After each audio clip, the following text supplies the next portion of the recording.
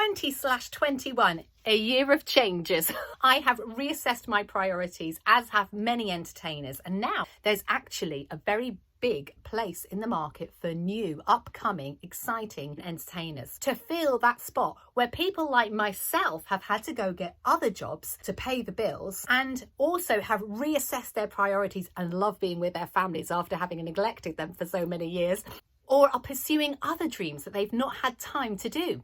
So it's actually a very good time now to start getting training. I just put a pause on the training that I wanted to offer at this time because I really felt that people were overstretched financially like me. I had to get another job, which is now a time sap, but one that I've still got to do until things take off again. So one thing that I really wanted to do was train everybody, because I'm Very Liquid Kids enterTRAINER.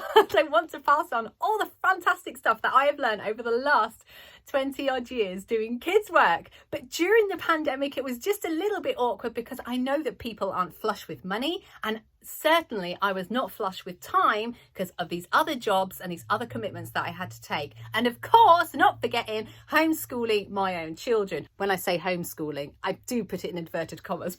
If you would like me to give you the tips and tricks becoming a children's entertainer so you can have your own part-time business, or even full-time, it was full-time for me, then please subscribe, comment below, let me know, because I want to put together stuff that's going to help you. Obviously, this is a great starting place because you can learn a lot of really good balloons and also a couple of other things which I've popped in there. You can check the links below for that. I do want to be posting a lot more about not just ballooning, but things that I actually use in my 2-hour parties that work really well, from different ways of playing Pass the Parcel to how to play it COVID style with no hands. So see you in the next video, and do let me know how you've been getting on.